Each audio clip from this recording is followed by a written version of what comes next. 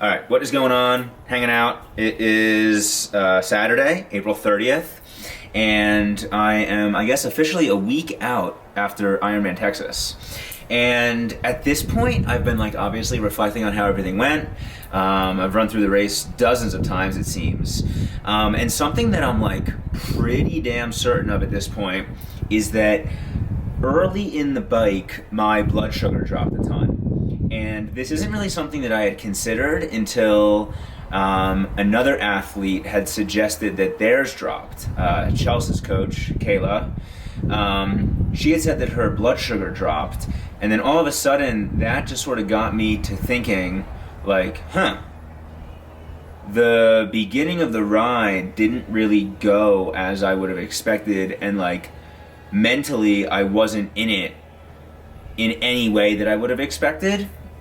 And that would also explain, so if you've watched my other race recap videos, there was a big headwind, and then we turned around and had the wind with us, and then we went back and had a headwind again, and we did that twice. So going into the wind, I didn't feel very good, and my power output was low, and my body was just really fatigued, and mentally I wasn't in it.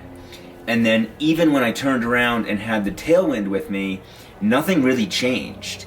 And I feel like that is a huge indication that my blood sugar dropped, because yeah, the wind is kind of a pain in the ass, and not super desirable, and things can go wrong because of that or as a result of that. But it didn't really make any sense to me that once I turned around, I was still in a funk. And it wasn't until I finished that stretch of road with the tailwind, and then I had amino acids, I had caffeine, and I had a little bit of magnesium. And then at that point, though, I was almost 3 hours into the ride. And I think that at that point, my fueling had just gotten a chance to catch up to itself. Because I basically came out of the swim very close to cramping.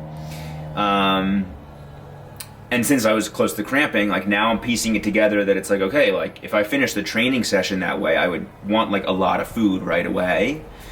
And I didn't really think about that in terms of my bike fueling, and I didn't adjust my fueling plan at all.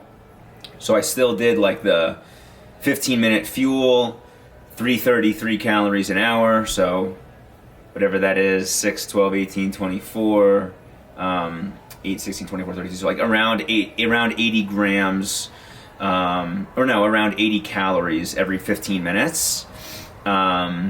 And I just feel in the beginning of the ride, the first few miles we're winding through the road, or winding through the town and getting out towards the highway, and I just feel maybe in those first few miles where I was just making a lot of turns and stuff, and we weren't ultimately just in the race sort of powering on, I might not have realized it quite as much.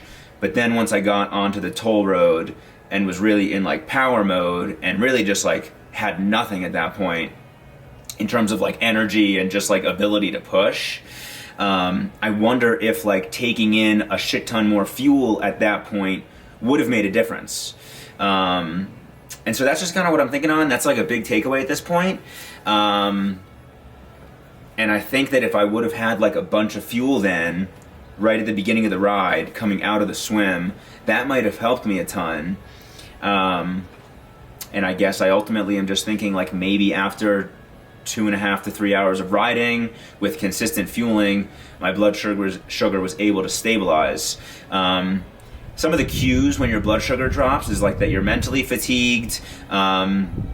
There are a bunch of physical signs that just sort of range, but from a very general sense, it's just you don't feel good, and you're a little bit lightheaded maybe. You don't really have a great ability to focus, and I just feel that is very much how I felt in the beginning of the bike. So who knows? That's just the big takeaway that I'm thinking on. Nothing else kind of coming out of the race has really changed too much in terms of my perception of everything, but that is one takeaway that I had not thought of at all, and now all of a sudden I heard that and I'm that sounds kind of interesting. And I kind of started to piece it all together, starting with the swim, feeling low on fuel coming out of that, not changing my plan with my bike fueling, not feeling good into the headwind, not feeling good with the tailwind, only feeling good once I had taken those supplements. And at that point, like 3 hours into the ride though, I don't think that those amino acids or magnesium or caffeine would have impacted my blood sugar, but I haven't researched that stuff too much. None of those are carbs, so none of those should change my blood sugar, at least from my perception now. But anyway, I had a nice little recovery ride today. Been basically chilling all week long.